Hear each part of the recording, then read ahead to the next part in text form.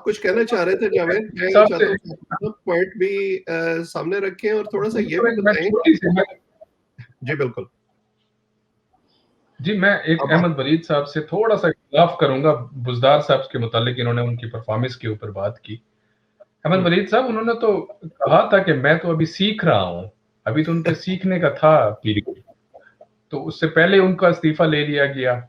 और एक तो ये बात हो गई, आपने उनकी कारकर्दगी को कह दिया, वो तो वसीम अकरम प्लस थे, उन्होंने तो बड़ी अच्छी परफॉर्मेंस के साथ चल रहे थे। वैसे मेरा इत्तेफाक हुआ पिछले दिनों उनके गांव के जाने का, तौसा शरीफ वगैरह, वहां से मैं गुजरा।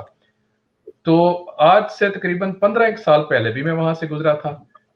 तो अब इस दफा जब गया तो मैं हैरान रह गया, मुझे ऐसे लगा कि मैं लंदन या पेरिस की सड़कों पे फिर रहा हूं। बिल्कुल बेहतरीन किस्म का निजाम।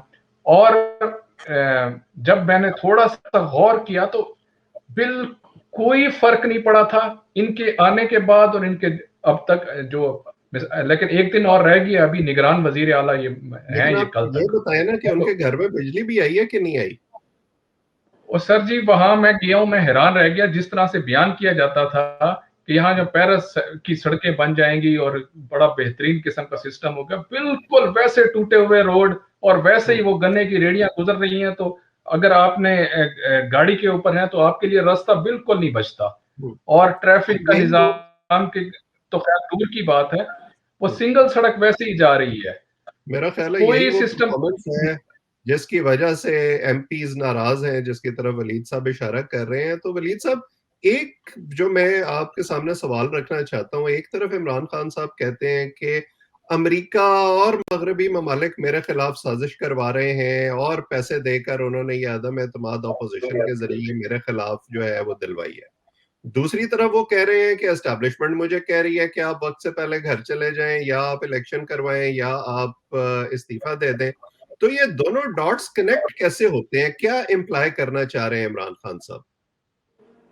देखें, एक तो उन्होंने तय किया कि वो एस्टैब्लिशमेंट के अगेंस्ट नहीं जा रहा है। आपने रिसेंटली जितनी स्पीचेस देखी हैं उनकी, और आज भी इंटरव्यू में उन्होंने बड़ा खुलकर कहा है कि मैं फौज की मुखालफत नहीं करूंगा, उनके खिलाफ नहीं जाऊंगा।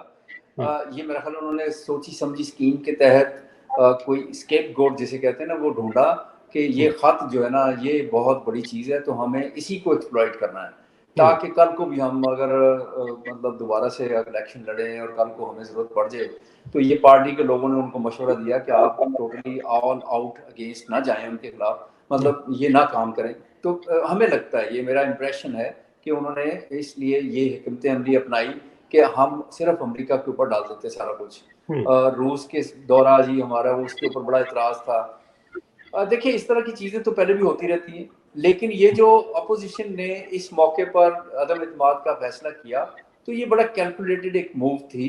और उस मूव को अब वो ब्लेम करें कि किसी मुल्क की तरफ से ये कहा गया पूरी की पूरी अपोजिशन को, या फिर अगर इस्टेब्लिशमेंट उनको कह रही है कि भाई आप इस्तीफा दे दें, तो इसका मतलब है कि इस्टेब्लिशमेंट को भी कहा गया कि इससे इस्तीफा लें। तो ये बड़ी अजीब सी कंफ्यूजिंग किस्म की चीज़ है कि आपको समझ नहीं आ रही कि हम क्या करें क्या। आप पिछले कुछ दिनों से आप देखें कि उनकी स्टेटमेंट्स में बड़ा तजाद है, कभी किसी तरफ चल पड़ते हैं, कभी किसी तरफ चल पड़ते हैं, कभी इंडिया की तारीफें शुरू कर देते हैं, कभी कहते हैं ये देखें अवाम जो है अभी मेरे साथ है, मैंने जलसा कर दिया है, अब उनको चाहिए कि वो देखें ये लोग मेरे साथ हैं। तो मतलब मुख्तलिफ किस्म के, लेकिन जब नंबर पूरे करने की गेम बात आती है तो उस पर वो कुछ नहीं कर पा रहे, यानी कि नंबर उनसे पूरे नहीं हो रहे। इत्तेहादी जो है, देखें ये एक चीज़ जो है, इत्तेहादियों को जो बेनिफिशियल हुई है ना इस टाइम पे, वो मौके की तलाश में थे ये सारे इलेक्टेबल्स और इत्तेहादी, क्योंकि उन्हें पता था कि अगर ये यानी अदम इत्मीनान का हम साथ नहीं देते तो अगले इलेक्शन में हमारे लिए इलेक्शन जीतना मुश्किल हो जाएगा। तहरीक इंसाफ के साथ जो कारकर्दगी, महंगाई, ये सारे एलिमेंट्स हैं, बैड गवर्नेंस वगैरह, तो ये अवाम की नफ्स पे उनका हाथ है, इलेक्टेबल्स का, खासतौर पे इत्तेहादियों का भी। तो उन्होंने ये बिल्कुल, उनको एक मौका मिला और वो मौका बड़ा राइट टाइम पे था, क्योंकि इसके बाद ये होना था कि जब इलेक्शन आने थे तो उस वक्त तो अपोजिशन पीपल्स पार्टी और नून लीग, उन्होंने स्वीप करना था, तो फिर उनके लिए कोई जगह नहीं बचनी थी। इस तरह तो उन्हें कोई सीट एडजस्टमेंट, कुछ ना कुछ बेनिफिट्स मिल रहे हैं अपोजिशन की तरफ से। अलबत्ता चौधरीयों ने बड़ी जल्दबाजी में, हमारे ज़राए ने कंफर्म किया है कि मोनस लाई को फ़ोन गया मोनस लाई ने अपने बाप को वज़ीर आला अपना चौधरी परवेज़ लाई को कहा कि नहीं वो फ़ोन आ गया, बस चलें उनके पास चलें, गेम पलट रही है। तो ये जल्दबाजी में वहाँ गए, हालांकि चौधरी शुजात, तारिक बशीर चीमा, इन्होंने उनको रोका कि आप ना जाएं, आप ये कंफर्म नहीं है। बाद में पता चला कि वो फ़ोन जो है वो 2-3 कोई लोग थे, वो कोई रिटायर्ड थे या कौन थे जिन्होंने उनको फ़ोन किए, तो वो उस तरफ चल पड़े। लेकिन ये एहसास है उनको अभी भी कि ये हमने गलती की है। अब वो ओपनली कह नहीं सकते कि उनसे ये गलती हो गई है, लेकिन अब वो हाथ पांव मार रहे हैं, कोशिश कर रहे हैं कि शायद हम कोई रास्ता निकाल लें। तो अब ये मैच जो है काफ़ी टफ है पंजाब में ख़ास तौर पे, क्योंकि अपोजिशन और जो बाकी पार्टीज़ हैं, ख़ास तौर पे नून लीग और अपना पीपल्स पार्टी, तो ये तो बड़े कॉन्फिडेंट है। ये तो चाह रहे हैं कि मतलब हम अपना ही चीफ मिनिस्टर लाएंगे। उन्होंने इशारा भी दे दिया राना सनाउल्लाह ने कि हम अलीम खान को वज़ीर आला बनाते हैं। राना सनाउल्लाह और जो अलीम खान है, ये इनके घर भी करीब करीब है, तो उनका राब्ता आपस में काफ़ी देर से है, काफ़ी अरसे से उनका राब्ता आपस में है और वो मिलते भी रहते हैं। तो इसलिए राना सनाउल्लाह ने ये उनको ऑफर कराई है। बाकी जो बात है ना डीजी खान की, ये बात सही है कि मेरा एक लड़का है, कल आज ही सुबह उससे मैंने बात की, तो मैंने कहा यार आपके डीजी खान में तो बहुत तरक्की होगी, अब सड़कें बन गई सारा।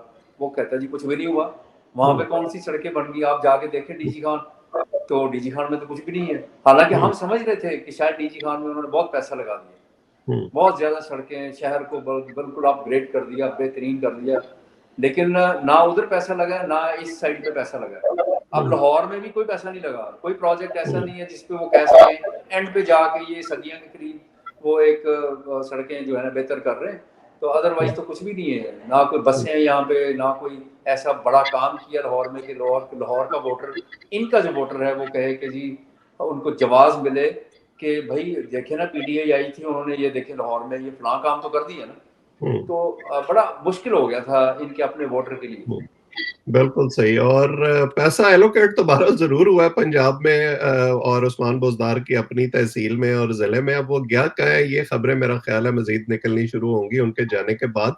तो फाइनली अगर हम थोड़ी सी बात सेंटर की भी कर लें जावेद साहब, अब इमरान खान साहब कल इकट्ठा कर रहे हैं अपने हामियों को, एक दफा फिर इस्लामाबाद में पावर शो वो करना चाहते हैं दोबारा, फिर परसों उसका क्या इम्पैक्ट होता है जब बाकायदा अदम एतमाद होगा। तो आप कैसे देख रहे हैं इस सारी सिचुएशन को, खास तौर पर अब ऑपोजिशन लीडर ने भी सिक्योरिटी मांग ली है, तो आपको क्या लग रहा है कि हालात शोडाउन की तरफ जाएंगे या ये कंट्रोल में ही रहेगी सिचुएशन?